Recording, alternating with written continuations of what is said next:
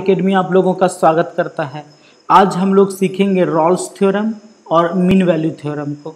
ठीक है, हम लोग इसके ज्योमेट्रिकल कंसेप्ट को भी देखेंगे और अलजेब्रिक कंसेप्ट को भी देखेंगे।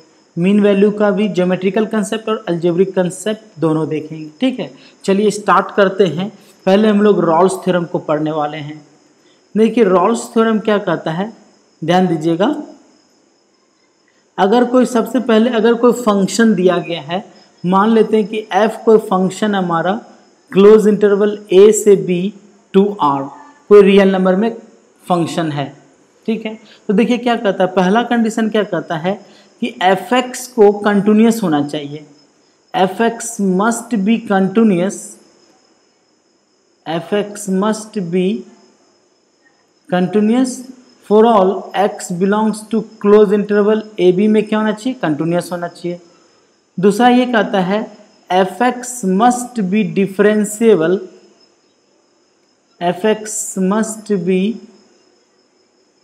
Differentiable for all x belongs to open interval A B में डिफरेंशिएबल होना चाहिए। तीसरा कंडीशन कहता है कि एफ ए इक्वल्स टू क्या होना चाहिए, एफ बी होना चाहिए। ठीक है, चौथा कंडीशन क्या कहता है, देयर मस्ट एग्जिस्ट, ध्यान रखिएगा, there must exist at least one point C, at least one point C belongs to open interval A B such that F dash C जो होना चाहिए वो क्या होना चाहिए, 0। ठीक है, अब देखिए ये बोलना क्या चाहता है, इसका कहना है कि अगर कोई ग्राफ है, मान लीजिए ग्राफ कोई देखिए इस फॉर्म से गया और यहाँ आ चुका है। ठीक है, तो देखिए ये हमारा ए है, ठीक है, ये हमारा इस A0 है और ये हमारा B0 है। ठीक है, तो देखिए ग्राफ A से B में क्या है, कंटिन्यूस है। जितना हमारा एफ ए का वैल्यू, ये जो लेंथ होगा हमारा यहाँ से यहाँ, ये एफ ए होगा, ये जो लेंथ होगा यहाँ से यहाँ तक, ये क्या होगा, एफ बी होगा। तो जितना एफ ए है उतना एफ बी भी है, तो एफ ए इक्वल्स टू क्या है, एफ बी भी है। अच्छा, कोई प्रॉब्लम नहीं है। और देखिए इसके बीच में एक पॉइंट ऐसा है यहाँ पर जहाँ पर कि tangent parallel to x axis है। देखिए यहाँ भी एक पॉइंट है ऐसा जहाँ की tangent parallel to x axis है। एक से ज़्यादा पॉइंट है तो एक there must exist at least one point, कम से कम एक पॉइंट हो सकता है, एक से ज़्यादा भी है तो कोई प्रॉब्लम नहीं है। दैट मीन्स ये रॉल्स थ्योरम को वेरीफाई कर रहा है। ठीक है, फिर देखिए कुछ ग्राफ और पकड़ते हैं हम लोग। अगर मान लीजिए एक ग्राफ ऐसा है, ये इधर लेके चले और यहाँ ले जाके यहाँ छोड़ दिए, तो देखिए थोड़ा गड़बड़ ड्रॉ हो गया है। चलिए फिर से ड्रॉ कर देते हैं ताकि आप लोगों को अच्छा लगे थोड़ा अच्छे से। चलिए ऐसा छोड़ दिए। ठीक है, अब ये मान लेते हैं कि ये हमारा ए है, ये ए 0 रहा होगा और ये हमारा, आगे बढ़ा दे इसको, तो ये पॉइंट हमारा B0 रहा होगा। तो अब देखिए यहाँ पर ये वैल्यू एफ ए है और ये वैल्यू क्या है, एफ बी है। तो एफ ए और एफ बी तो इक्वल है नहीं, तो यहाँ से ये बेशक कंटिन्यूस है, देख सकते हैं आप कंटिन्यूस है, और बेशक ये डिफरेंशिएबल भी है, लेकिन f a not equal to f b है। दैट मीन्स ये रॉल्स थ्योरम को वेरीफाई नहीं करेगा। ठीक है, कोई प्रॉब्लम नहीं है। फिर आगे बढ़ते हैं, एक ग्राफ और लेते हैं हम लोग। सपोज दैट एक ग्राफ ऐसा है, ध्यान दीजिएगा, ऐसा है। फिर हम लोग इस पॉइंट, ये जो पॉइंट है A0 है, ठीक है, ये पॉइंट A0 है और ये जो पॉइंट है ये B0 है। तो ये जो लेंथ रहा होगा हमारा, ये लेंथ कितना रहा होगा, एफ ए रहा होगा। ये जो लेंथ रहा होगा ये क्या रहा होगा, एफ बी रहा होगा। अब देखिए यहाँ पर एफ ए और एफ बी बराबर है, f a equals to f b भी है।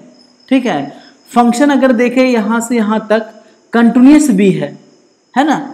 हम लोग बोल सकते हैं कि for all x belongs to close interval A b f x is continuous, f x is continuous, ऐसा है। लेकिन डिफरेंशिएबल नहीं है। जैसे इस पॉइंट पर एक से ज्यादा टेंजेंट पॉसिबल हो जाता है, किसी पॉइंट पर एक से ज्यादा टेंजेंट पॉसिबल हो जाए तो वो ग्राफ डिफरेंशिएबल नहीं होता है। यहाँ भी एक से ज्यादा टेंजेंट पॉसिबल है, यहाँ भी एक से ज्यादा टेंजेंट पॉसिबल है, इसलिए ग्राफ डिफरेंशिएबल नहीं है। सो ये भी रॉल्स थ्योरम को वेरीफाई नहीं करता है। तो आप समझ सकते हैं कि रॉल्स थ्योरम को वेरीफाई करने के लिए अगर कोई फंक्शन एफ ए से बी टू आर कोई डिफाइन फंक्शन दिया है तो सबसे पहले एफ एक्स को क्या होना चाहिए, क्लोज इंटरवल ए बी में कंटिन्यूअस होना चाहिए, ओपन इंटरवल में डिफरेंशिएबल होना चाहिए, upper limit equals to lower limit होना चाहिए, और there must exist at least one point, कम से कम एक पॉइंट ऐसा होना चाहिए जहां पर कि एफडेसी जीरो हो। अब देखिए एफडेसी जीरो का मतलब क्या हो रहा है, tangent must be parallel to क्या, एक्स एक्सिस। चूंकि कोई भी line slope of x axis क्या होता है, slope of x axis zero. कोई भी लाइन अगर एक्स एक्सिस के पैरेलल होगा तो उसका स्लोप क्या होगा, जीरो। और किसी लाइन का स्लोप क्या होता है, d y by d x. D y by d x मतलब एफ डैश एक्स किसी भी लाइन का स्लोप होता है, तो एफ डैश सी क्या हो जाएगा, जीरो। आ रही बात समझ में, चलिए कोई प्रॉब्लम नहीं है। अब बात करते हैं हम लोग थोड़ा सा मीन वैल्यू थ्योरम की बात करते हैं, ठीक है, एमबीटी की बात करते हैं। तो एमबीटी क्या कहता है आपका, ये कहता है कि अगर कोई फंक्शन, सपोज इसी फंक्शन को पकड़ते हैं कि एफ ए से b to R close interval है, टू आर एक फंक्शन है, तो सबसे पहला कंडीशन ये भी यही कहता है कि f must be continuous, f must be continuous for all x belongs to close interval A B में क्या होना चाहिए, कंटिन्यूअस होना चाहिए। दूसरा ये कहता है कि एफ मस्ट बी डिफरेंशिएबल, क्या होना चाहिए, f x must be differentiable for all x belongs to open interval A B में क्या होना चाहिए, डिफरेंशिएबल होना चाहिए। और सी कहता है there must exist at least one point c, there must exist at least one point C belongs to open interval AB such that, ध्यान देखिएगा, such that f dash C equals to FB minus FA by B minus A, ऐसा होना चाहिए। अब देखिए ये क्या बोलना चाहता है, इस बात को बताते हैं। इनका कहना है, हम लोगों को ये पता है कि अगर कोई लाइन है और इसका एक पॉइंट ये x1 y1 है और दूसरा कोई पॉइंट अगर x2 y2 है तो इसका स्लोप क्या होता है हमारा, तो स्लोप होता है y2 minus y1 bye x2 minus x1, इसका स्लोप होता है, ठीक है। अब देखिए अगर कोई ग्राफ है, सपोज दैट मान लीजिए कि ये एक ग्राफ है, ठीक है, अब मान लेते हैं कि ये एक ग्राफ है, तो ये पॉइंट मान लेते हैं हमारा कि A0 है, ठीक है, चलिए कोई प्रॉब्लम नहीं है।